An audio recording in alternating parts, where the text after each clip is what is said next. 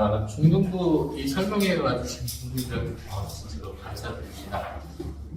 일단 시작하기에 앞서서 원장님 잠깐 인사 말씀 하시고 진행하겠습니다.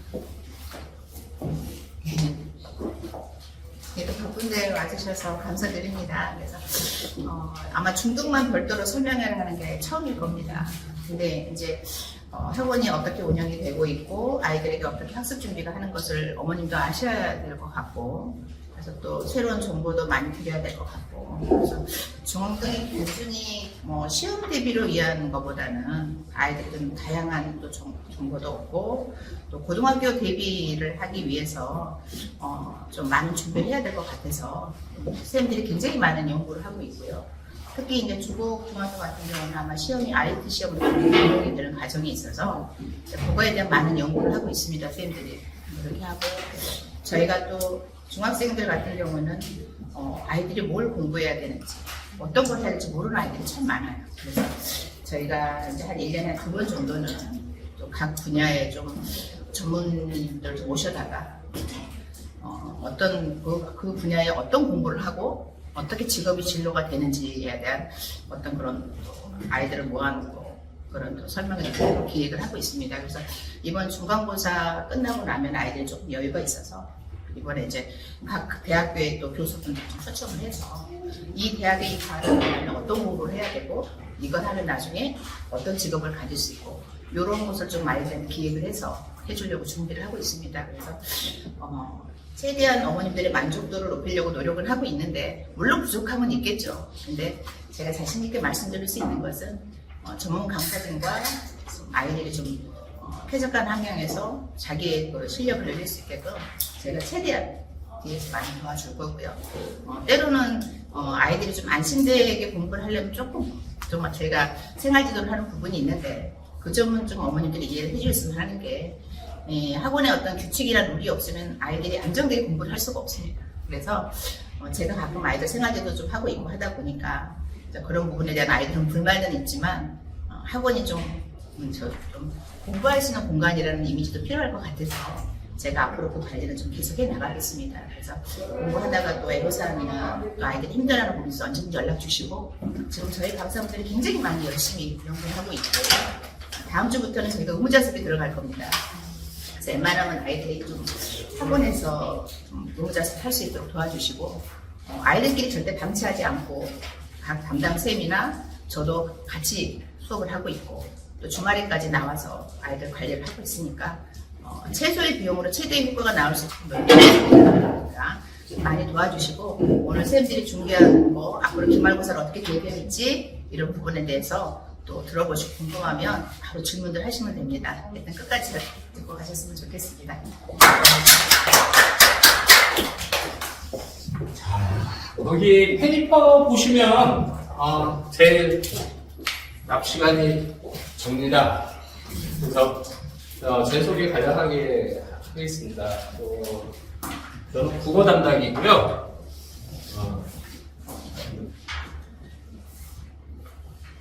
네, 담재라고 합니다. 따로예요. 본명 따로 있고요. 그래서 지금 중학교가 올해 국어를 강좌를 개설을 해서 중학교 지금 현재 3학년 고등학생들 1학년부터 3학년까지 담당을 하고 있습니다. 그래서 이거는 간략한 제 양목이고요. 지금 제가 가장 강조하고 싶은 게 이겁니다. 요즘 애들 책 안 읽죠? 그죠? 이거 많이 하세요, 이거. 그죠? 그러다 보니까 뭐가 문제가 되냐면, 어머니들 들어보셨을 거예요. 이 문해력이라는 거 들어보셨어요. 문해력. 이게 정말 많이 부족해요. 그럼 문해력을 하려면 두 가지 요소가 기본 갖춰져야 되는데, 첫 번째가 어휘력입니다. 어휘력은 학력이 올라갈수록 굉장히 어렵어요. 근데 중등부에서 공부를 했던 애들, 그러니까 체계적으로 이론 공부나 이런 것들을 했던 애들과 안 했던 애들, 왜 요즘 시험 많이 없었잖아요, 중학교 때. 그러니까 국어를 예전에는 무조건 다 보내셨거든요. 근데 요즘은 3학년 돼서나 이렇게 보내시니까 기본적으로 뭐가 안 돼? 문해력이 되려면 어휘가 돼야 되고, 어휘가 되려면 글을 읽기 훈련이 돼야 되는데, 이 읽기 훈련이 안 돼 있어요. 그러니까 여기에다가 이제 우리 고등학교는 실제로 대학 입시하고 관련이 있지 않습니까? 이론이 더해져요. 이론 문제는요, 고등학교에서 100% 나옵니다. 이론을 모르면요, 문제는 이 독해라는 거를 할 수가 없어요. 그러니까 제가 가장 힘든 게 뭐냐면, 중학교 때 우리가 알아야 되는 이론들이 있거든요? 이게 고등학교에서 연계가 되는 것들이 있는데, 애들이 그런 걸 전혀 모르고 올라오니까, 그것부터 기초적인 것도 다시 가르치니까 상당히 좀 애로사항이 있는 거예요. 그래서 제가 중등부 국어를 오픈을 했거든요. 그래서 이 이론은 뭐 중학교에서 알아야 되는 이론과 이게 이제 확장돼서 고등학교에서는 확장이 된다고 생각하시면 됩니다. 그래서 중등부 학생들의 그 공통적인 시험 대비 하는 거 보면은 받아쓰기식 공부 많이 해요. 그러니까 여기서 선생님이 물론 저도 시험 대비 때는 중요한 거 다 체크해 줍니다. 중등부는요, 그 범위 안에서 국어가 나오기 때문에 거의 찍어주다시피 해요. 실제로 그렇게 해서 요건 결과가 좋게 나와요. 그래서 받아쓰기 공부식이 뭐냐면 선생님이 앞에서 그냥 이렇게 평상시에 설명해 주는 거, 그냥 분석해 주는 거 아무 생각 없이 그냥 필기만 열심히 하는 거예요. 아니면 필기조차도 안 해요. 그래서 이거 하면 안 됩니다. 고등부에서는 이거 안 먹혀요. 그러니까 여기 중3 어머니들도 계시고 중2 어머니들도 계신 걸로 알고 있는데 어려서부터 훈련을 제대로 된 그 방식을 좀 배워야 돼요. 그러면 뭐를 해야 되냐면 실제로 이 분석하는 능력을 이것을 키워줘야 되는 게 맞는 거거든요. 근데 우리 학교나 학원이나 대부분 국어 선생님들 보면 그냥 혼자서 막 강의해. 그럼 애들은 그냥 야 이거 중요해 발표처럼 그럼 발표 치고 그냥 넘어가. 어떤 훈련이 돼야 되냐면 스스로가 분석할 수 있는 훈련이 돼야 돼요. 그게 가장 중요한 게 문맥. 문맥상의 의미를 이해하는 거. 그게 가장 중요해요. 그래서 이거 하지 말아요. 제가 제일 답답해. 이거는 그러니까 평상시에는 이런 훈련을 하셔야 돼요. 그 다음에 과제, 이제 우리 어머니들 입장에서는 숙제는 따로, 공부는 따로, 이렇게 생각을 하시는데, 과제가 그날 배운 거예요. 공부예요. 근데 그거를 건성으로 한다. 그게 문제가 돼요. 그래서 공부와 과제는 다르지 않은 거예요. 그래서 숙제만 열심히 해서 자기가 그 오늘 배운 내용을 충분히 문제에 적용할 수 있다면 그 친구는 그날 공부 다 한 거라고 봐요. 그러니까 부모님들께서도 야 숙제해라 하고 공부해라를 이원화시켜서 생각해서 하지 않으셨으면 좋겠어요. 그 다음에 이 독해는 읽기 훈련이 먼저 돼야 됩니다. 심각한 애들이 많아요. 고1에서 제가 올해 고1 애들 이렇게 지도하다 보면 정말 읽기가 안 되는 친구들이 너무 많습니다. 읽었는데 그러니까 해독하고 독해하고는 다른 겁니다.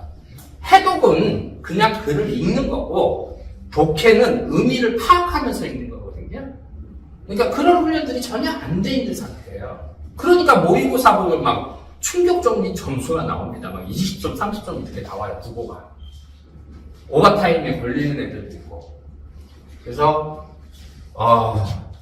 문제는 이겁니다. 어떻게 읽느냐. 그죠? 그래서 해독이 아니라 독서의 원리. 작품마다, 글마다 읽는 방식이 있어요. 그것부터가 만들어서 가야 된다고 생각해요. 그 다음에 여기 아까 말씀드린 이론은 완벽하게 숙지하고 계셔야 됩니다. 아이가 예를 들어서 직유법이 뭐야? 라고 물어보면 뭐야 이렇게 머릿속으로는 아는데 자 작품에다 주고 직유법 찾아봐? 그러면 그걸 못 찾는 친구들이 많아요. 간단한 직유법 같은 건 찾기가 쉬워요. 근데 역설적인 표현법은 100% 시험 문제 나옵니다. 이번에도 역설법에 관련된 문제는 100% 나왔어요. 뒤에 이제 그 적용 사례가 있는데 학원에서 그 예문 다 찍어주는 겁니다. 역설법 하면 나오는 것들이 이제 어느 정도 경력이 있으신 선생님들은 쫙 나와요. 작품에. 어떤 거. 한 6가지 시험 문제 잘 나오는 역설법이 있습니다. 요번에, 광동구하고, 주곡이 아니라 진접중학교에서 출제가 됐어요. 그래서 이론은 일단 개념을 숙지해야 되고 이 개념을 자기 스스로가 적용해서 찾을 줄 알아야 하는 그게 완벽한 겁니다. 그냥 뜻만 역설법 모순이야. 근데 모순이 뭔지를 몰라요. 그럼 적용해서 스스로 찾을 수 없단 말입니다. 수능이나 정시나 고등부에서는요 반드시 해야 돼요. 반드시 철저하게 해야 돼요. 그냥 어설프면 안 됩니다. 그래서 중등부 이론이 고등부에 확장이 된다고 생각하시면 돼요. 그래서 이 4가지는 기본적인 사항이고요. 이게 이제 요번에 저희 학원의 성과인데 성과가 이렇게 되어 있습니다. 이 중에는 이제 원앙고의 2학년짜리가 한 4주 전에 들어왔어요. 시험 대비. 저희가 6주 했는데 중간에 들어온 거죠.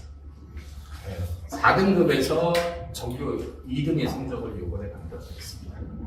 하나 틀렸거든요. 근데 전교 1등은 못하고 전교 2등. 그래서 1등급 등급이 꽤 잘 나온 편입니다. 국어가 만점 맞기가 쉽지가 않아요. 요즘 중등부 국어도요 어렵습니다. 그래서 이제 학교별로 지금 분석을 해놓은 건데요. 요즘은요 중학교 국어가요 우리 부모님들이 배우시던 그런 것보다 훨씬 난이도가 높습니다. 그래서 주곡중학교는 문학과 비문학이 이제 같이 나왔고 요게 포인트입니다. 문법이요 고등부에는 심화가 돼요. 중등부에서도 지금 문법이 나오긴 하는데 중등부 문법은 기본 개념만 좀 잘 알고 있으면 풀려요. 고등부 문법은 굉장히 어렵습니다. 그 다음에 출제에서 문제가 나오면요 그 문항수 전체 수에 비해서 그 문항수가 상당히 많습니다. 그래서 문법은 지금 중학교 3학년이라 하더라도 고등부 문법으로 공부를 해주는 게 좋아요. 그래야 잊어버려도 돼요. 왜냐면 수없이 많이 반복해야 돼요. 그게 안 되면 문법 저희 솔직히 뭐 집에서 문법적으로 씁니까? 안 쓰죠? 높임법 배웠다고 어머니께 막 뭘 드렸다, 어머니 여기 앉으세요, 뭐 이렇게 하나요? 아니죠. 그러니까 문법은 가장 고등학교, 중3도 마찬가지고요. 문법은 철저하게 공부를 해주는 게 좋아요. 그래서 방학 때 이용해서 특강을 열 거예요. 근데 저는 중등부식으로는 안 가르칠 겁니다. 이왕 어차피 해야 되는 거 심화 과정까지 다 가르칠 거예요. 그래서 문법이 상당히 문항수가 많다는 거. 실제로 요번에 그 주곡중학교가 문법이 출제가 됐어요. 의문에 대해서 나왔는데 주곡을 제가 이제 2명을 가르치는데 2명 다 만점 나왔습니다. 배운 거 그대로 나왔어요. 그러니까 기말고사는 이제 좀 다양한 이런 것들은 이론입니다. 100% 나오는 문제예요. 그 다음에 문법의 개념 적용 문제 역시 이번에 중요 요소가 되고요. 광동중학교도 마찬가지입니다. 다양한 통합 출제가 요즘 많이 나와요. 통합 출제라는 건 뭐냐면 갈래가 여러 개예요. 그래서 두 작품을 비교해서 문제를 풀어내는 능력. 그게 이제 수능 능력의 기초가 되는 거거든요. 그럼 작품을 볼 줄 알아야 되는데 중등부는 그래도 갈래가 다른 거를 그 시험범위 안에 있는 걸 묶어내요. 근데 고등부는 실제로 모의고사 보면 저희가 배우지 않은 작품이 나옵니다. 그 두 작품을 놓고 내가 분석을 해요. 그래서 문제를 풀어요. 그래서 분석력이 중요합니다. 그 다음에 광동고는 특징이 요번에 저기 사자성어를 주시고 여기서 출제하겠다 그래서 저는 한 3문제 나올 줄 알았더니 상당히 많이 나왔어요. 근데 그것도 압축을 해줍니다. 학원에서는. 나올 가능성이 높은 걸로. 요거. 이게 이거는 강동고만 좀 색다른 겁니다. 고사성어가 수능이 나온 적이 있었는데 요즘 안 나오고 주세요. 그래서 그때 그냥 문학 작품에서 우리가 기본적인 거는 설명을 하고 있는 겁니다. 그래서 이런 것들이 실제로 우리가 요번에 준비해야 되고 갈래 특징 중등부에서는 반드시 나옵니다. 그 다음 진덕중학교의 가장 큰 특징은요, 요번에 페이퍼 시험지가요 10페이지 됐어요. 10페이지. 보통 5페이지, 4페이지 이런데 여기 2개는 10페이지 나왔어요. 시험 지문도요 굉장히 빽빽하게 나왔습니다. 그런데 거기 제가 저희 학생들 거 다 시험지 걷어서 분석을 해봤거든요. 전날에 제가 뭘 했냐면 학교 프린트를 했습니다. 학교 프린트량이 굉장히 많아요. 거기서도 제가 특별히 이거 나와 마지막에 이제 이거는 반드시 오늘 집에 가서 암기해야 돼. 실제로 그런 문제가 정말 많이 나왔습니다. 근데 제가 암기는 대신해 줄 수가 없는 거라서 그래서 그런 거 집에 가서 조금 더 본 친구들은 성적이 좀 잘 나왔는데 집에 가서 이제 그때 같이 봤던 게 과학이에요. 그래서 뒷시간에 저 국어 직보 더군다나 직보 끝나고 나서 가니까 애들이 늦죠. 그러니까 과학 공부하다 보니까 국어 암기가 안 됩니다. 그래서 조금 성적이 저조하는 세상이 있었습니다. 어쨌든 여기는 일단 시간이 많이 부족합니다. 요번에도 그럴 거예요. 근데 새 학교의 공통점은 뭐냐면요. 다음 거 보여드릴게요. 이게 요번에 저희 학생들이 풀어가지고 온 거거든요. 주곡중학교 겁니다. 여기가 이제 표현 방식 이런 거는 100% 나오거든요. 아까 역사법 같은 건 무조건 나와요. 그래서 요게 저희 학원에서 했던 거예요. 비교해서 보면은 이게 잘 흐릿하게 이제 안 보이는데 요런 거, 요거 그 다음에 요거 그 다음에 푸는 방식을 어떻게 찾아내는지 그 방법을 알려줬어요. 아주 쉽게. 그래서 뭐 말이 안 된다 그러면 애들이 이게 말이 되는지 안 되는지 구분이 안 되니까 그냥 긍정적으로 알아요.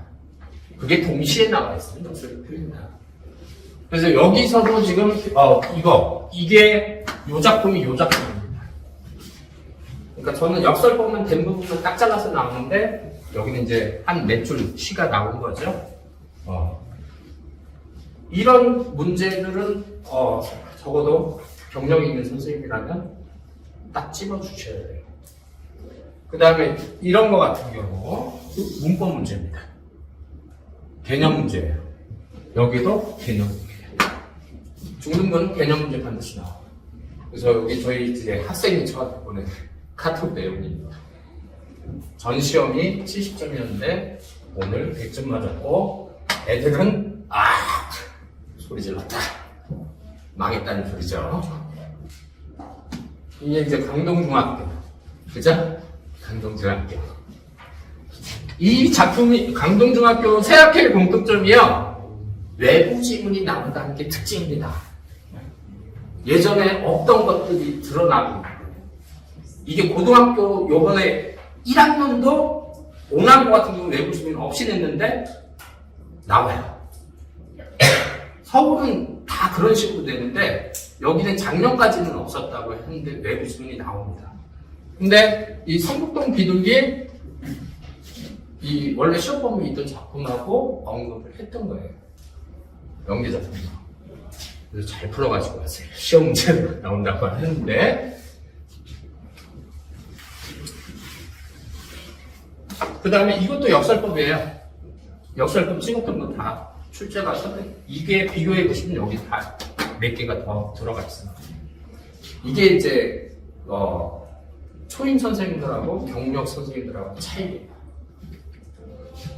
그 다음에 주곡중학교도 마찬가지고요. 역설법이 요번에 나왔어요. 그 다음에 문법이 요번에 들어갔어요. 이 친구도 2점수에서 2점수 한번 했죠? 한 번에. 그 다음에 진적중학교도 마찬가지입니다. 희곡의 특징 설명을 했던 거예요. 관련 특징. 그래서 저희 학생들은 지금 다 맞아가지고 온 겁니다. 그래서 출제 자체에 지금 변화가 있는 건 사실이에요. 국어가 점점 난이도가 높아지고 있는 건 맞습니다. 외부 지문이 나오면 그 외부 지문이라는 거는 취업 범위에 안 들어가는 거예요. 학교에서 언급 안 하는 겁니다. 그게 선택지하고 아까처럼 보기로 출제가 돼요. 진적 고독을 했고 오남 고독을 했고 방금 고독을 했어요. 그게 중학교 때부터 지금 나타나기 시작하는 겁니다. 그러면 분석하는 훈련 고등부에서 하면 늦는다는 소리예요. 그래서 제가 이제 기본 커리큘럼을 두 가지로 나눴는데요. 내신 때는 이런 식으로 진행이 됩니다. 그래서 문제가 한 400문제 정도 돼요. 제가 자체적으로 만들어주는 문제가. 그 다음에 자습서나 평가문제집 같이 풀리면 400문제가 넘죠. 많은 문제야 푸는 습관, 특히 3학년들은 지금부터 시작하셔야 돼요. 안 그러면 고등학교에서 못 버텨요. 고등학교는 기본 6, 700문제란 말이에요. 그러니까 지금부터 그거 훈련을 해야 됩니다. 그래서 내신은 이런 식으로 진행이 되고요. 평상시에는 국어, 기초과정, 중학교에서 알아야 되는 이론들. 그러니까 저는 막 짚고 나가지 않아요. 한 작품을 놓고 니들이 먼저 기본적인 거 가르쳐주고 요걸 적용해서 니네들이 한번 해봐. 그래서 하는 거. 이게 왜 이렇게 되는지 그 원리를 설명해봐. 그래서 좀 심화 학습으로 갑니다. 그래서 3학년은요. 요거는 뭐 기본 비슷해요. 근데 여기서 이제 뭐냐면 이게 고등과정의 기본이에요. 기초라고 합니다. 그래서 우리가 이론도 뭐 다 필요 없고요. 고등과하고 연계되는 거 위주로 수업을 합니다. 평상시에. 그 다음에 방학 때는 그냥 문법이면 문법, 고전 시간은 고전 시간 한 과목으로 쭉 나갈 거예요. 고전 시간은 원문으로 나옵니다. 그래서 고전 중세 국어를 읽어낼 줄을 알아야 돼요. 근데 고1 때 하면 늦어요. 왜냐하면 보기에 시조가 나와요. 그래서 그런 문제가 있고요.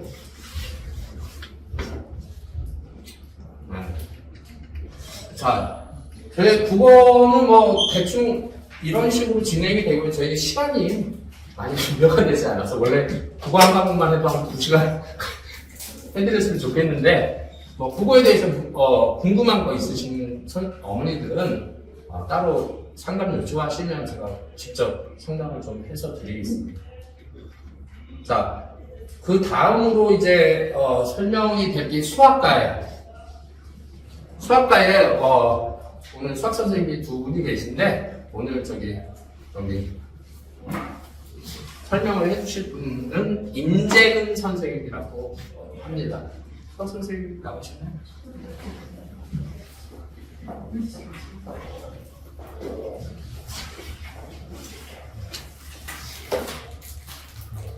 방학이나 이런데 그 생각 계획도 있습니다. 애들 집에서는 책 읽으라고는 안 읽잖아요. 그래서 책 읽기 시간을 좀 가질까 해요. 그래서 책 한 권 선정해서 아이들에게 내신에도 필요하면서 애들한테 반드시 읽어야 되는 작품들 집에서 어머니들이 읽으라고 하면 애들 안 읽죠. 말 안 듣죠. 그죠? 근데 이제 아무래도 선생님이 딱 그 지정된 시간에 외우라고 하면 와서 읽게 만들려고 그런 계획도 하고 있습니다. 자, 임재근 선생님 수학으로 감사합니다. 네.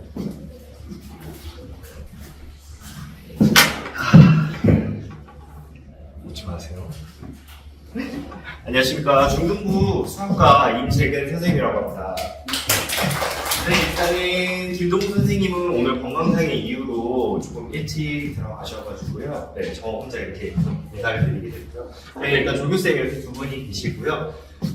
저희는 일단은 기본적으로는 정규 수업을 먼저 시작을 하고요. 그 정규 수업에 맞춰서 클리닉을, 이제 월수금 친구들은 월수금의 시험을 보게 되고, 화목토 친구들은 화목토의 시험을 보게 되고요. 이걸 가지고 아이들과 좀 피드백을 진행하면서 개념을 제대로 진행을 하고 있는지, 혹은 문제풀이를 제대로 하고 있는지를 확인을 하고 있고요. 그거를 개별적으로 클리닉을 좀 진행을 하고 있습니다. 그리고 요게 저희 이제 수학과 내신들인데 요거는 지금 일단 처음에 보시면 저희는 시중교재랑 자체교재 그리고 학교 프린트라고 하는 걸 통해서 세 가지를 통해서 기본적으로 준비를 하고요. 그리고 진접 지역에 있는 기출 문제 같은 경우는 현재 많은 양이 준비가 되어 있지 않습니다. 지금 학교들마다 많이 쌓여 있지 않아서 저는 개인적으로는 서울권에 있는 학교들 시험 문제를 가지고 와서 이제 마지막에 제한 시간 내에 문제를 풀 수 있는지 이런 것들을 실제로 시험을 해보고 있고요.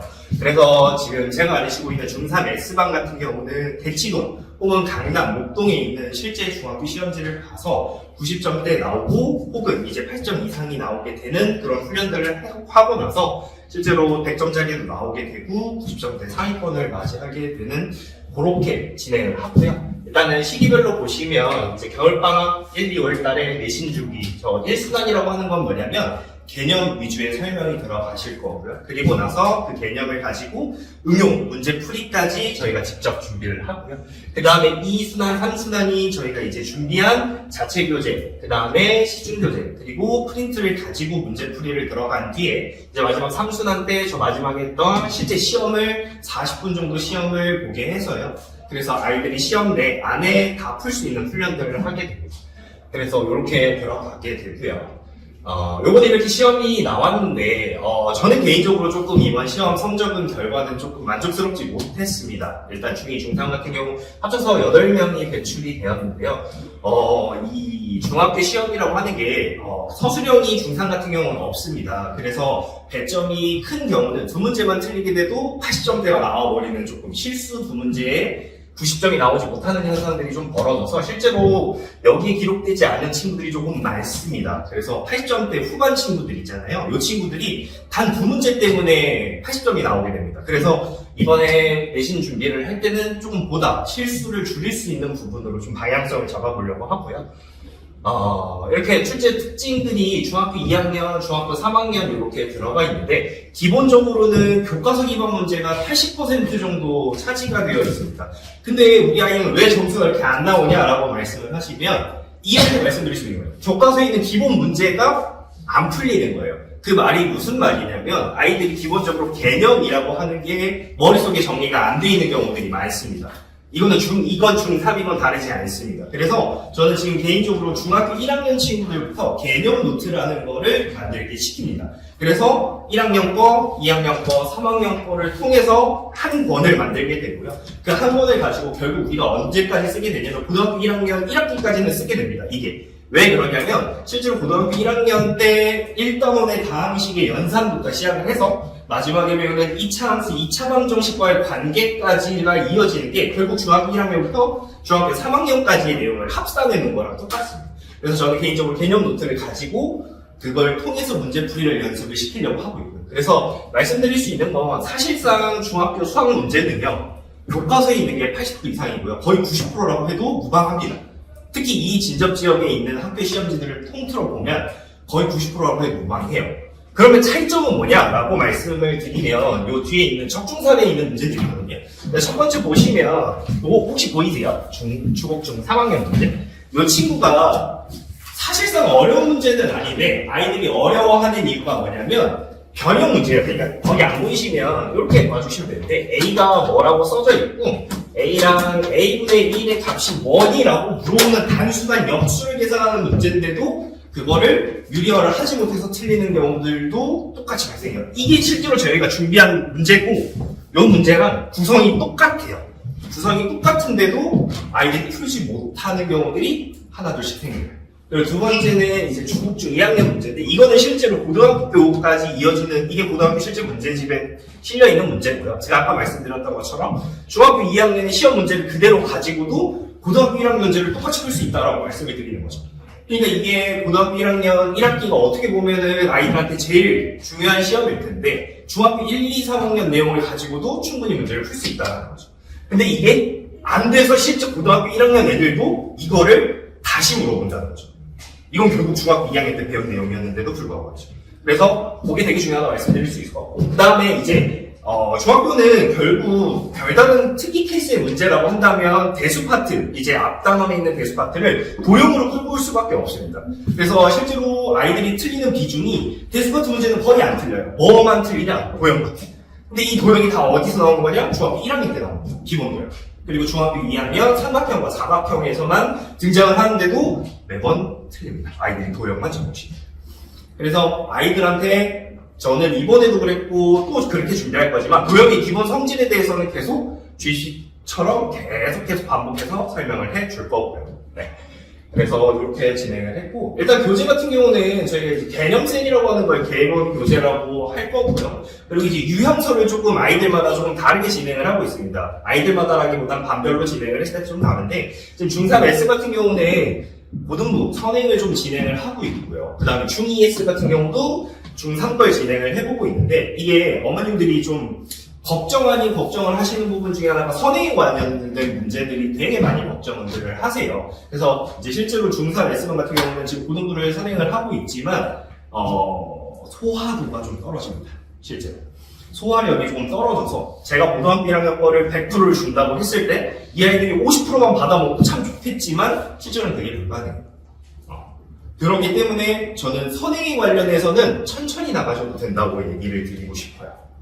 아이들이 준비가 되었을 때 달릴 준비가 된다면 그때 해도 충분히 늦지 않다라고 말씀을 드리고 싶고 제가 실제로 고등부 강의를 진행을 해보고 고등부 애들을 진행해봤을 때 중학교 때 100점 나왔던 친구들 고1 때 올라가면 70점대 나옵니다. 혹시 주변에 이제 고등학교 1학년 학생을 자녀를 두신 부모님이 계실지 모르겠지만 실제 1등급 컷이 70점대 후반밖에 안 돼요. 고1 애들이 다 중학교 때 100점 났던 친구들인데 1등급 컷이 80이 나와요. 그게 지금 현실이거든요. 그래서 사실 선행을 지금 막 나간다고 하면 좋을 수 있거든요. 근데 막상 해놓고 고1 때 시험 봐! 아무것도 몰라요. 이게 의미가 없는 선행이 시간이 흘러가 버린 거죠. 그 사이에 차라리 그 밑바닥을 미리 깔고 들어가는 게 아이들에게 훨씬 더 도움이 많이 됩니다. 중학교 1학년 거, 에이, 그거 뭐 대수. 중학교 2학년 거 별거 없지. 라고 생각을 하는 아이들이 대부분 고1 가서 깨집니다. 그래서 저는 개인적으로 중등부 딱 제대로 잡고 고등부에 올라갈 시점, 겨울방학, 이제 윈터스쿨이라고 하는 그런 것들 프로그램을 통해서 그때 바짝해도 충분하다고 생각을 합니다. 네. 그래서 이렇게 준비를 했고요. 다소 좀 시간이 좀 부족해서 이렇게 좀 짧게 하고 진행을 하고 마치도록 하겠습니다. 들어주셔서 감사합니다.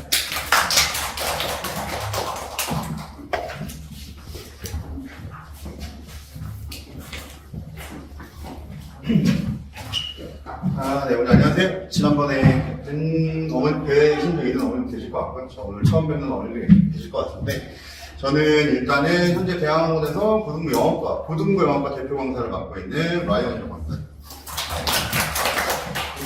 오늘 설명의 목적을 간단히 말씀을 드리면요. 사실, 중등부 영어 관련해서요. 이렇게 대비를 해서 이렇게 공부를 하면 이런 점수를 낼 수 있고, 사실 그건 좀 무의미한 것 같아요. 솔직하게 말씀드립니다. 어머님들도 이미 다 체감하고 계시겠지만 냉정하게 말씀드리면 그냥 사실 공부방에서 그냥 이제 로컬 선생님들하고 그냥 막 이렇게 서당 다니듯이 통함기 하셔도 기본적으로 8, 90점대 이상한 학생이 노력만 하면 받을 수 있는 게 중등부 영어 시험의 현실이긴 하니까요. 사실 현재의 현실은. 이제 따지고 보면 제가 오늘 어머님들께 말씀드리려고 하는 지점은 뭐냐면 이겁니다. 저희 중등부 인적 구성을 보면 아실 텐데 일단 지금 화요일, 목요일, 토요일에 한정해서 저희 그 대학원 영어과 영어 부장님이신 한호 부장님께서 이제 화목토에 중등부 수업을 해주시고요. 고3 수업을 전담을 하시면서 화목토에 이제 중등부 수업을 해주시고요. 그리고 저 같은 경우에는 고등부 대표 강사로 1학년, 2학년 수업을 이제 진행을 하는데 월, 수, 금에 이제 중등부 수업을 진행을 하고요. 그리고 사실 여기 가운데 계신 최은근 선생님 저쪽에 저 뒤에 계신데 영문학 박사님이세요. 근데 이제 제가 이 얘기를 왜 말씀드리냐면 그냥 냉정하게 말씀드리면 보통 일반적으로 학원에서 중등부 강의에 고등부 부장 그리고 시대인재 대치 본원 출신 고등부 대표 강사 그리고 영문학 박사를 집어넣지 않죠. 그렇죠? 굳이 집어넣을 필요가 없죠. 근데 그러면 과연 대학학원에서 왜 굳이 중등부에 그런 선생님들을 넣었을 거냐가 중요한 포인트일 것 같습니다. 그럼 어머님들께 말씀드리고 싶은 점이 뭐냐면 보통 제가 입시 설명회 할 때 어머님들한테 가장 강조하는 지점이 있어요. 그러니까 사실 이제 저희 집이 좀 특이한 환경인데 저희 집이 이제 저희 어머님이랑 저를 뺀 전원이 다 이제 그 친가 쪽이 공교육 종사자세요. 뭐 학교 선생님 아니면 무슨 뭐 교육부처 뭐 공무원 다 이런 분들인데 그래서 사실 저는 가족과 그리 사이가 좋지 않습니다. 대부분 이렇게 복지 부동하시는 공무원들이죠. 그런데 어머님들께서 어떤 생각을 하셔야 될 것 같냐면 대부분의 경우는 사실 아이들이 이제 고등학교 진학할 때나 진학하고 난 이후에 일반적으로는 좀 아버님들하고 싸움이 많이 납니다. 근데 이제 아버님들하고 싸움이 많이 나는 이유가 뭐냐면 대부분의 경우에 아버님들이 아이들한테 제일 많이 해주시는 말씀이 그거거든요. 야, 어떤 환경이든 어느 고등학교를 가든 네가 열심히 죽기 살기 공부하면 잘할 수 있는 거지. 왜 이렇게 핑계가 많아. 고민할 시간에 공부나 해. 보통 이런 말씀들을 많이 하세요. 본인 학교 다닐 때 생각을 하시고. 근데 이제 우리가 보통 일반적으로 미디어에 많이 비춰지는 그 공교육, 그러니까 학교 시스템이나 학교 선생님들에 대한 일반적인 인식은 굉장히 복지부동한 공무원 마인드다. 이런 생각을 많이 가지시죠. 맞습니다. 그런데 어머님들이 생각을 반대로 하셔야 돼요. 저는 반대로 학교 선생님들이 복지부동한 공무원 마인드이기 때문에 죽기 살기로 연구합니다. 그 이유는 뭐냐면요. 자, 학교 선생님들이 복지부동한 공무원 마인드시다라는 건 어떤 의미일 거냐면요. 절대로 새로운 시스템을 만들어내거나 시스템을 개혁하는 시도를 하지는 않습니다. 다만 시스템이 바뀌었을 때 그 시스템에 철저히 순종한다는 얘기입니다. 이 얘기는 무슨 의미냐면 어머님, 최근 지난 15년간 영어 교육 과정이 굉장히 큰 폭으로 몇 차례 바뀌었습니다. 그리고 입시 제도도 굉장히 몇 차례 큰 폭으로 바뀌었죠. 그럼 바꿔 말하면 그렇게 큰 폭의 변화가 있을 때 학교 선생님들은 그 변화에 맞춰서 굉장히 순종적으로 변화하셨다는 소리입니다. 그래서 단적인 예를 들어 드릴게요. 2020년 이전에 고등학교 영어 시험을 어머님, 아버님들이 잘하시던 세대의 올드 버전 토끼와 거북이의 경주라고 비유하겠습니다. 즉 바꿔 말하면 올드 버전 토끼와 거북이의 경주라는 건 이런 느낌일 것 같습니다. 거북이가요, 그냥 어느 방향으로 뛰는지도 상관없고, 방법이 뭔지도 상관없고, 그냥 미친놈처럼 최선을 다해서 열심히 많이 뛰면 토끼를 이길 수 있다. 그게 교훈입니다. 오케이. 그런데, 그럼 2020년 이후에 고등학교 영어 시험은요, 저희가 new version 토끼와 거북이 이야기입니다. 이건 무슨 의미인 거냐면, new version 토끼와 거북이의 경주에서는요, 거북이가 토끼를 이길 수 있는 방법은 일단 첫 번째, 제일 확실한 건 토끼가 죽는 겁니다. 근데 이제 토끼를 죽일 수는 없으니까, 그럼 거북이가 토끼를 이길 수 있는 방법은 첫 번째, 토끼가 달리고 있는, 그러니까 이 방향으로 뛰면 역전할 수 있다라는 게 확실한 방향으로 뛴다. 그리고 두 번째, 그냥 뛰어서는 못 이깁니다. 토끼는 노나요? 네, 비행기를 타야 이길 수 있습니다. 네, 이게 무슨 의미인 거냐면, 정확하게 요약을 해드리면, 네, 고등학교 영어 시험의 전반적인 트렌드가요, 이게 진점이냐, 아니면 구리냐, 아니면 대치동이냐, 할 것 없이요, 학교별로 굉장히 다른 유형과 양상을 보여주는 형태로 변하고 있습니다. 그리고 사실 어머님들, 아버님들께서 자녀를 키우고 계신 진접 지역이요, 제가 여러 군데 분석해본 시험지들 중에서도 굉장히 학교별 특색이 강한 축에 속합니다. 이건 어머님들 문제가 어렵다, 쉽다라는 전혀 별개의 문제라고 보셔야 돼요. 그러니까 한마디로 냉정하게 말씀드리면 광동고 내신을 잘 받기 위해서 필요한 능력과 진접고 내신을 잘 받기 위해서 필요한 능력이 전혀 교집합에 없다라는 말씀이셔야 될 것 같습니다. 그럼 얘기의 원래대로 돌아와 보면 저희가 왜 고등부 강사, 고등부 대표 강사 아니면 고등부 영어 부장 아니면 영문학 박사님을 중등부에 집어넣었느냐? 네, 이유는 딱 하나입니다. 저희가 뒤에 보시면 제가 일부러 막 구구절절 저희가 중등부로 내려오고 난 뒤에 뭐 굉장히 많은 성과가 나왔고 점수가 올랐고 그거 그냥 뒤에 다 읽어보시면 돼요. 나중에 읽어보시면 되고 그 성과 자체가 중요한 게 아니라 그럼 결국 냉정하게 말씀드리면 중등부에서 첫째 중등부에서 영어가 기본적으로 적어도 80% 정도는 마무리가 된 상태에서 고등부에 진입을 해야 되고요. 두 번째는 고등부에 올라가실 때도 그냥 막 올라가시면 안 됩니다. 그러니까 한마디로 바꿔 말하면 제가 아까 왜 아버님들 비유 들었죠? 예를 들면 이런 겁니다. 내가 진접부에 진학을 할 거예요. 그런데 진접부에서 필요한 능력에 대한 준비가 전혀 안 되어 있습니다. 네, 그러면 고등학교 올라가셔서 저기 몬스터 음료수 막 카페인 음료 먹으면서 2시간, 3시간씩 안 자고 공부한다고 점수 안 나옵니다. 그런 시대가 아니에요. 아까 말씀드린 것처럼 비행기를 타야 이깁니다. 네, 그럼 한마디로 저희 중등부의 컨셉은 저희 이제 PPT에 보시면은 정성이라는 키워드로 날아가는 대양의 비행기라는 키워드를 제가 잡아놨었는데요. 네. 한마디로 저희 중등부의 목표는 그렇게 보시면 될 것 같습니다. 첫 번째, 중등부 3년 과정 동안 아이들이 고등부에 올라가서 필요한 콘텐츠들을 최대한 고등 강사에게 배울 수 있는 환경을 조성해 주는 것. 그리고 이따 뒤에 저희 부장님께서 IB, 그리고 진학 설명에 관련해서 뒤에 설명을 따로 해주실 거거든요.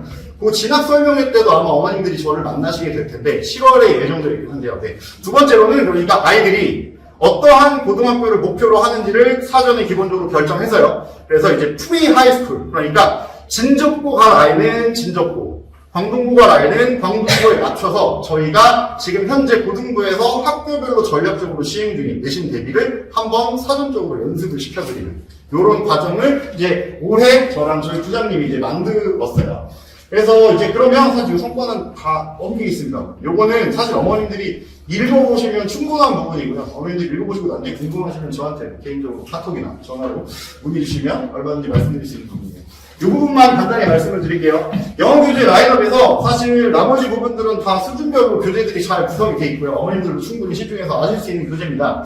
그럼 이제 제가 말씀드렸던 부분, 중등부 과정에서 고등부를 대비하기 위해서 첫 번째로 저희가 준비한 콘텐츠가 뭘 거냐면, 이 오른쪽에 보시면, 라이팅 부분에, 자체 교재라고 되어 있을 겁니다. 네. 저거는 수업 라이팅이라고 해서요, 제가 2016년, 17년, 2년 동안 걸쳐서 집필한 제 교재고요. 그래서 지금 현재도, 다운교육하고 시대인재 대치 본원에서 초중등 대상으로 정규석 교재로 사용 중인 이제 제 교재입니다. 근데 이제 나머지를 다 빼고 라이팅을 집어넣은 이유가 크게 두 가지입니다. 첫 번째, 아이들이 이제 고등부에 올라갔을 때 학교별로 유형이 달라진다고 하지만 가장 애를 많이 먹는 유형, 네, 서술형입니다.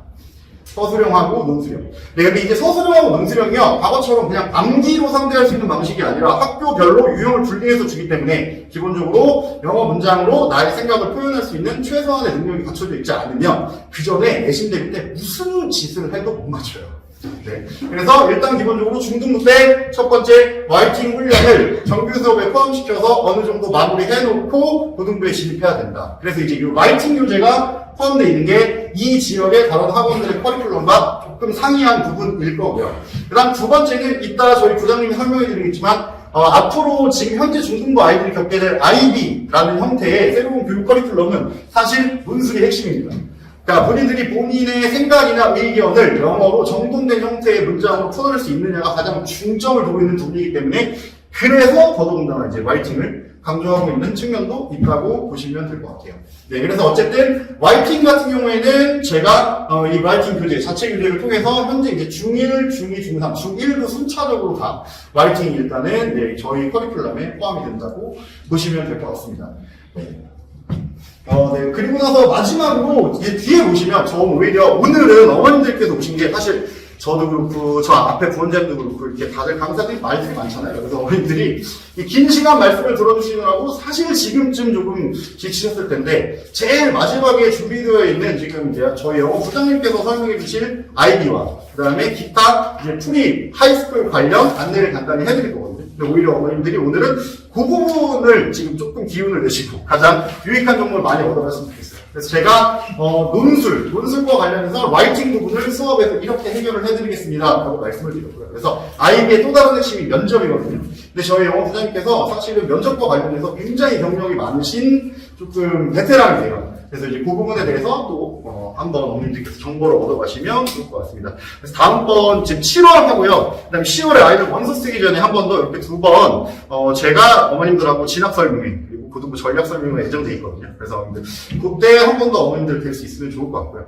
혹시 제 수업을 수강 중인 자녀를 두신 어머님들께서는 설명회 이후에도 뭔가 궁금하신 게 있거나 아니면 제가 안 가고 있을 거거든요. 제 수강생 어머님들이 아니셔도 궁금하신 부분 있으시면 저한테 질문 주시면 그거 제가 따로 자세하게 설명을 드릴게요.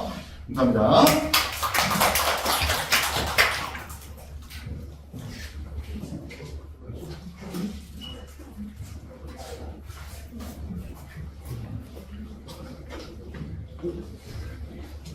안녕하세요. 네, 대학학원 영어과 부장이고요. 원래 제가 이렇게 스피커로 나서는 걸 별로 싫어해서 제가 좀 차이가 있어서 그래서 잘 얘기를 안 하는데 오늘은 해야 될 것 같았어요. 네. 그래서 지금 아마 이렇게 보시면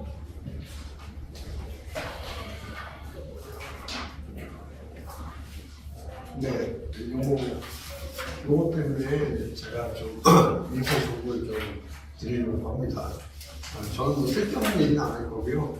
딱 필요하신 거, 가려우신 것들 위주로 실전으로 알려드릴게요.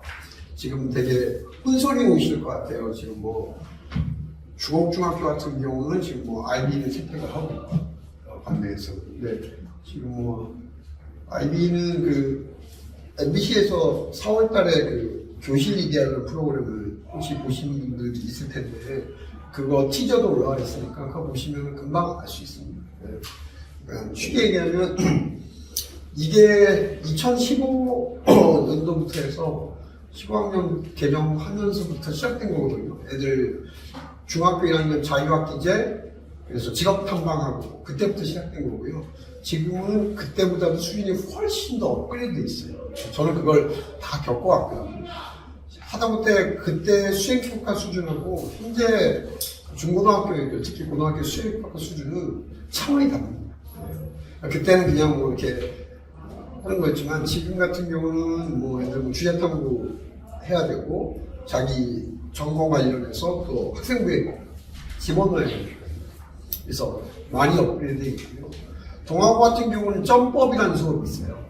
점법. 그게 뭐냐면 수학, 생명과학, 영어 이렇게 셋이서 해서 그냥 수학 선생님 서울대 출신이고요. 그래서 아이들 뭐 기계공학과 가고 대학교 거를 가서 보고서 작성 알려주고 그리고 수학 문제도 좀 풀고 그래서 애들 그 계속 논술 그다음에 보고서 작성 주제 탐구 그거를 종호가 한 10년 전부터 시작했는데 처음에 그게 인기가 없었는데 지금 그게 0.1초 컷이에요. 애들이 그거 들으려고 그 점프 수업이 아주 좋습니다. 네, 그래서 애들 실제로 제가 한 걸 다 봤는데 정말 전문적으로 해요. 그러니까 그냥 수행평가가 아니고요. 이거 완전히 그 논문 같은 거예요. 뭐 그렇게 애들이 하고 있어서 인기도 많이 있고. 진조고도 제가 알아봤는데 진조고도 그게 있어요. 수업이 있는데 아직까지 애들이 그렇게 이 지역은 아직까지 진조고가 그 정도까지 수준은 안 된 것 같아요. 그래서 이제 학생부에 아무래도 이 지역은 노어촌 지역이고 그다음 아이들 봐도 지금 뭐 논술로 가겠다면 이건 다 학종 아니면 교과 내신이고 아니면은 학종으로 가겠다. 근데 실제로 애들이 학생부를 보게 되면 차이가 납니다. 학생부 제가 학생부 그러니까 외고 학생부를 하고 그 다음에 영문고 학생부 하고 그 다음에 별로 이렇게 이 차이가 있어요. 학생부 제가 10년 넘게 애들 눈 딱 땡길 정도 학생부를 보고 문제를 추출을 하고 그걸로 면접도 많이 보냈고요. 그래서 오늘은 제가 그런 이야기를 해야 될 것 같습니다. 이게 아이랑 직결되어 있거든요. 그래서 이제 손바뀜이 조금 올 것 같은데 아직은 멀었는데 지금 당장 중학교 2학년 같은 경우는 논술력을 내겠다. 근데 제가 깜짝 놀랐어요. 애들도 그 작년 1학년 때 논술력 문제를 파일럿 테스트 한 거거든요. 그때 마지막 문제가 쭉 한글이에요. 저는 영어 선생님이에요. 쭉 한글이고 그걸 단어 몇 개 주고 자신의 생각을 쓰는 거예요, 진짜. 네. 자, 한글을 읽고 텍스트는 한글을 줄 테니까 너의 반대 의견이나 이런 걸 써. 뭐 이런 거죠. 요즘에 논술형이 이렇게 지금 바뀌고 있고 그게 이제 보통 고등학교 때는 그걸 주제 탐구라고 그래갖고 그걸 해서 수행평가를 해서 학생부에다 집어넣잖아요. 네. 그러니까 저는 9월달, 10월달 되면 그런 학생부를 보고 입학사정관의 눈에 들어올 것들 그런 것들을 계속 10년 동안 올라왔던 거예요. 그래서 제가 지금 뭐 IB를 한다 이런 게 저한테는 새롭지가 않습니다. 네. 그래서 지금 혼선이 있는 것 같아서 간략하게 말씀드릴게요. 자료는 여기 IB 제가 뽑아 있으니까 이건 읽어보시면 됩니다. 그 다음 이거 읽기 귀찮으신 분들은 그 유튜브 보면 그 MBC의 그 교실이 되어 있어요. 그 치저가 있으니까 그냥 슬쩍 보시면 짧이 있으니까 금방 이해되실 겁니다. 그래서 이 IB 교육은 핵심이 그냥 객관식 시험 없애고 그냥 애들 토론식, 발표식, 그 다음에 에세이 쓰고 그 다음에 쉽게 얘기하면 간단합니다. 지금까지 저희가 지필이잖아요. 근데 지금 이제 손바뀜이 되는 건 이제 지필 하지 말고 그러니까 뭐 이런 거 만져보고 느껴보고 뭐 과일 주고 만져보고 느껴보고 너의 생각이 뭔지 말로 해줘. 말로 정리가 안 되면 글이라도 좀 써줘. 뭐 그런 거예요. 그래서 그렇게 바뀌는 거거든요. 이걸 읽어보시면 될 것 같고요. 제가 오늘 얘기하고 싶은 건 학생부입니다. 제가 학생부를 띄었습니다. 그냥 동아고 학생이고요. 이게 이제 아마 학부모님도 아직 학생부 구성을 잘 모르실 것 같은데 처음에 이제 그 사진이 있고 그 사진 있고 근태 있고 출결 있고 수상경력 있고 이게 첫 페이지고요. 두 번째 나오면 1학년 창의체험 활동이 있어요. 거기에 뭐 자율동아리 쭉 동아리 활동이 있고 진로 활동도 있고 요즘에 좀 많이 몇 년 전부터 좀 간소화됐고요. 그 다음 넘기면은 창취활동이 다 끝나면은 교과발달상이 있습니다. 교과발달상이 뭐냐면 내신이요. 과목별로 뭐 이수과목 뭐 얼마에 뭐 편입편차 얼마에 이렇게 있고 그 다음 넘기면은 1학년이면 1학년의 세특 과목별로 국어 시간에 이런 걸 했는데 이 학생이 이런 발표를 했다 자기 진로 관련돼서 하면은 고생이 써줍니다. 과정 중심으로 써주고 그다음 수학도 그렇고 쭉 세특이 있고요. 그 다음 다시 또 2학년으로 반복됩니다. 2학년도 창체 그 다음에 다시 교과발달상 그 다음에 봉사활동이 있고 그 다음에 그런 순입니다. 한번 학생들 보시면 저는 이제 학생들 다 올린 건 아니고요. 제가 주로 추출하는 것 위주로 이게 보이지도 않으실 거예요. 여기가 1학년 창취활동인데 자율활동인데 뭐 처음에는 뭐 자기 뭐 어디 회장했다 뭐 이런 거예요. 1학년 때는 뭐 아직 꿈이 없으니까.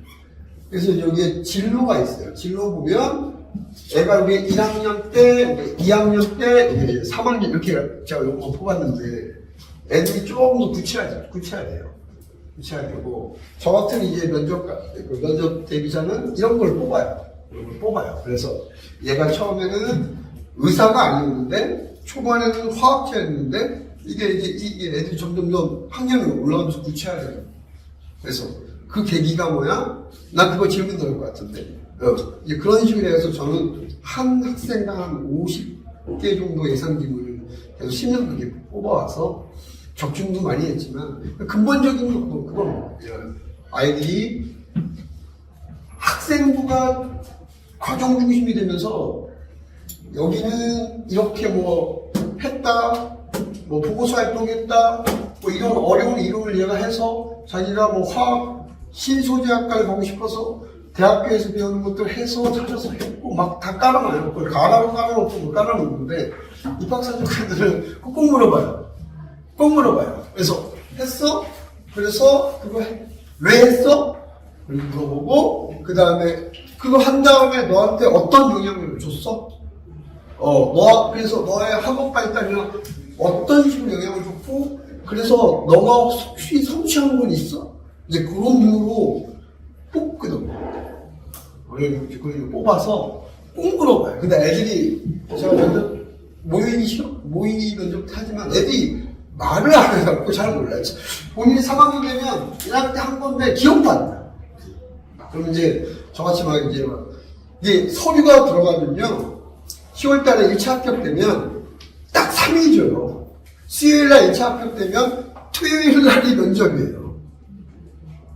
그러면 이제 1차 합격 전에 통과할 것 같으면 제가 서류 보고 야 이건 통과하겠다. 여기 집어넣고 1차 합격 전에 미리 그 면접 연습을 하거든요. 물론 이제 1차 합격 서류 떨어진 애들도 있어요.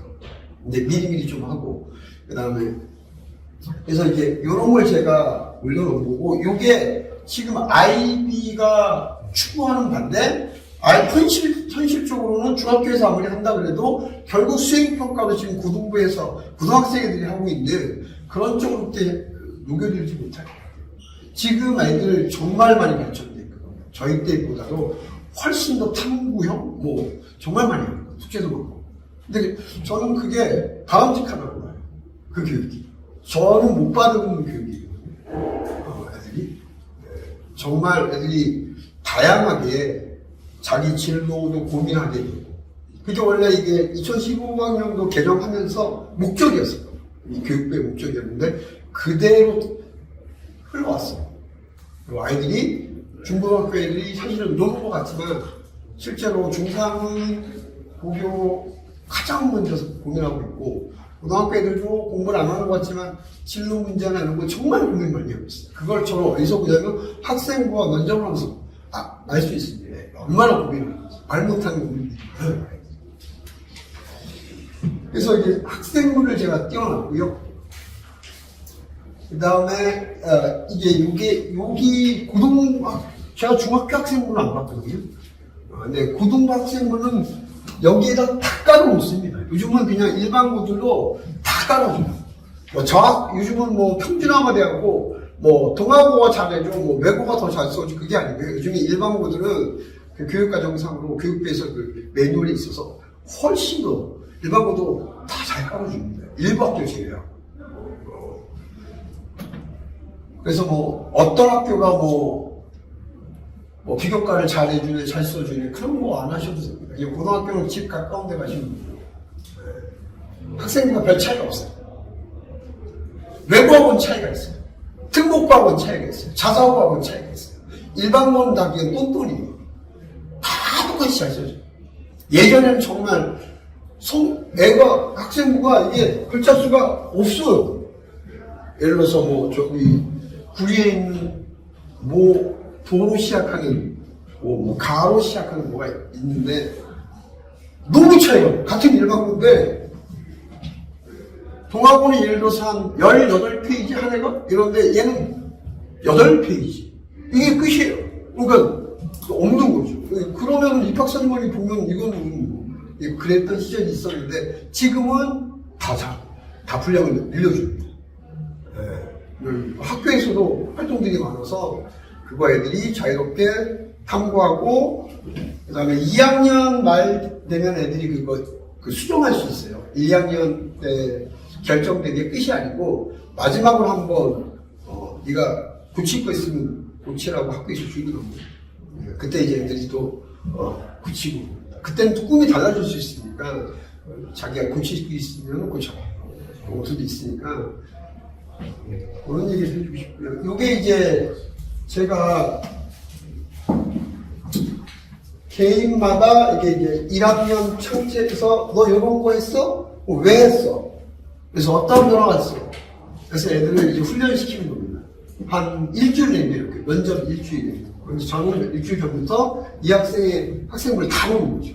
다 본 다음에 추출하고 한 50개를 뽑습니다. 그럼 이걸 하면서 애들이 또 성장해요. 이걸 하면서 또 성장해요. 자기가 1학년 때 제가 이런 걸 했는데 기억도 안 나고. 그래서 이거 하는 과정에서 또 성장을 하고 또 말을 시켜보면 또 더 성장합니다. 그래서 유학생은 동하고 2학년 학생, 지금은 이제 특화이스트 4학년생이고요. 그래서 이런 거 공개할 수 있습니다. 동하고 전교 1등 하다가 3학년 때 미적분을 묻혀갖고 2등으로 밀려갖고 서울대 직윤을 못 받았어요. 직윤이 전교 1등하고 이과 1등, 문과 1등인데 얘가 2등을 밀려넣어서 이 친구는 저랑 자소서도 썼어. 자소서. 어렸을 때부터 초3 때부터 꿈이 무조건 컴퓨터 공학이에요. 거기에 꽂혀갖고 한 번도 변함이 없어요. 그러니까 중학교 때부터 해갖고 고등학교 1, 2학년 때 다 글로 써져 있어요. 컴퓨터 공학. 그래서 이제 자소서도 쓰고 너 왜 이거 하게 됐어? 원천적인 것도 쓰고. 그래서 이 친구가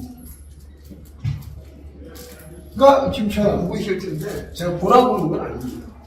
그래서 이거를 쭉 해서 이 친구는 서울대에 떨어졌습니다. 서울대는 일반으로 들어갔고요. 떨어졌고요. 직위를 못 받아갖고. 그 다음에 지금 카이스트, 대전에 있는 카이스트를 갔습니다. 이 친구는 원래 서울대가 꿈이었고 서울대 컴고 이제 카이스트가 있어요. 지금 4학년 졸업반이에요. 그래서 제가 뭐 요게 이제 아이비와 관련된 아이비가 별게 없고요. 그냥 주제 탐구하고 이제 지필만 하지 말고 이제 생각해보게 하고 말로 해보고 또 글로도 써보게 하고 그겁니다. 그래서 중국중 2학년에 제가 물어보니까 작년에 아이비 강좌를 학교에서 했다고 그러더라고요. 그래서 뭐 했어? 그랬더니 아까 얘기했던 그겁니다. 과자를 만져보고 느껴보고 못 옮겨서 각자의 생각을 얘기해봐. 각자의 생각을 말이 좀 딸린 애들은 글로라도 써서 얘기해봐. 이 모든 글을 위해서. 그래서 지금 중국중 선생님들은 그걸 채택을 했기 때문에 2학기 때 뭐 아이비 뭐 파일럿 테스트를 1학년 때부터 이제 본격적으로 한다고 그러는데 그게 뭐 고민이 많겠죠. 지금 윤곽이 안 잡혔으니까. 본인들도 연수가 갖고 있을 텐데. 그렇습니다. 근데 분명히 그렇게 갈 거예요. 이 교육은 이제 지필로 애들을 객관식 유형으로 평가하고 그냥 출제자가 모든 걸 짜놓고 니들은 와서 그 논리만 파 이거 하고 그런 교육은 저희 교육이고요. 요즘 애들은 그냥 자유롭게 생각하고 자유롭게 너 생각을 말할 수 있고 그런 흐름으로 갈 겁니다. 많이 업데이트되어 와 있고요.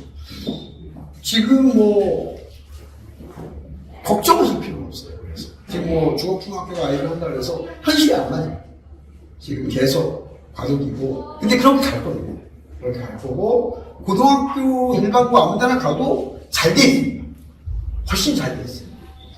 뭐 과목마다 계속 뭐 수행평가를 주고 그다음에 자기 진로 적성 뭐 그런 것들 맞춰서 본인들이 쓰고 또 선생님하고 토론하고 하면서 학생부가 풍부해집니다. 많이 풍부해집니다. 그래서 이 친구는 카이스트를 갔는데 저랑 자소서도 있고요.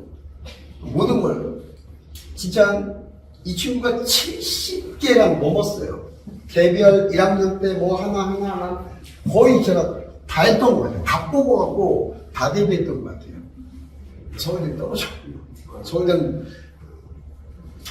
여기 붙었어요. 연대하고 고대를 붙었고 근데 본인이 카이스트를 택한 겁니다. 어머님하고 예전에.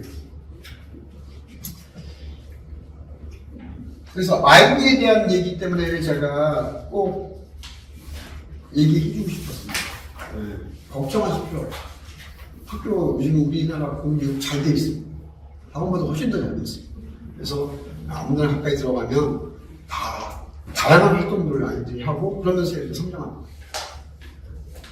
그 다음에 이제 아까 뭐 앞에서 선생님이 얘기한 것 같은데 두 번째 제가 얘기하고 싶은 거는 이번에 간단하게 얘기했습니다. 이번에 그 7월 19일 날 저희가 중3 애들 진족고 희망자 또 광동고 희망자 2개반만 선정을 해서 그냥 두리뭉실한 뭐 고등선행 이런 게 아니고요. 그냥 그대로 시뮬레이션. 지금 현재 진족고 1학년 애들 2경수 시험 진급 그대로 미니교 한 3주 정도 연습시키고 그대로 테스트. 그러니까 체험반. 광동고 희망자는 광동. 그래서 이렇게 할 거고요. 그거 하는 이유가 뭐 아까 얘기를 했는데 사실은 애들한테 좀 미리미리 좀 대비를 좀 해줬으면서 이게 말로 뭐 하는 것보다는 직접 본인들이 맞짱 떠서 체험을 하는 게 좋을 것 같습니다. 그래서 여름방학 때 중3 2개반만 그러니까 제가 애들한테 물어보니까 그때 되면 거의 뭐 내가 180점 이상이다, 뭐 160점 이상이다 음악이 나온다고 그러더라고요. 그런데도 지금 가장 고민이 되는 게 중3 애들은 어디를 가야 돼? 나는 오남고하고 진족고 사이에 집이 있는데 오남고 가면 좀 수월하게 내실 딸 수 있고 근데 진족고를 가고 싶은데 거기 좀 또 빡세다 보니까 애들이 지금 중3 애들이 엄청 고민하고 있어요. 그래서 그런 것들을 저희가 아까도 얘기했지만 뭘 할 거냐면요. 과목별로 학교별에, 그러니까 한 해한테 진적고도 풀어보게 하고 광동고도 풀어보게 하고 본인이 같은 과목에도 수준을 알잖아요. 수준을 알고 그런 것들을 느껴보고 결정을 하게끔 도와주고 싶어요.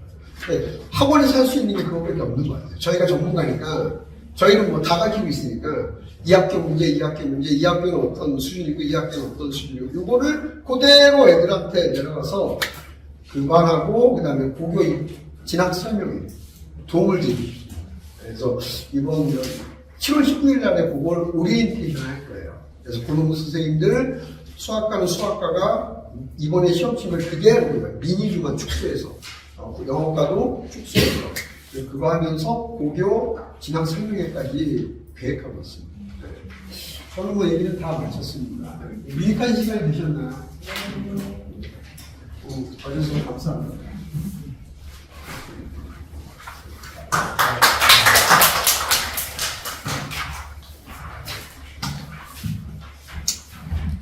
저희 언니들하고 부모님들하고 좀 더 많은 시간을 좀 하고 있는데 다들 바쁘시니까 저희가 사실 뭐 과목마다 원래는 좀 심도 있게 하다가 보통 설명회가 한 과목당 한 시간 반에서 2시간 정도 되는데 오늘은 좀 압축분으로 해서 디테일한 부분까지 말씀을 드린 것 같고 또 우리 부장님께서 변화되는 위침점에 대해서 좀 자세히 설명을 해 주셨고 저희는 어떻게 준비할 것인지 그런 거 다 페이퍼로도 되어 있고 좀 설명을 해 주셨을 거라고 믿습니다. 어떻게 좀 유익한 시간이 되셨습니까? 뭐 언제든지 저희 대학은 열려 있으니까요. 뭐 어떤 과목이든 상당한 환경 부분 없이 저희 중등부 선생님들 다 계시니까 문의 주시면 저희가 최대한 전문가 입장에서 오히려 안내드릴 수 있도록 그래서 같이 고민하는 그런 분위기로 갔으면 좋겠습니다. 오늘 이상 뭐 마치고요. 또 뭐 과목 선생님들한테 궁금한 거 있으시면 얘기해 주시면 아마 같이 생각 좀 하셔도 될 것 같습니다. 수고 잘하셨습니다.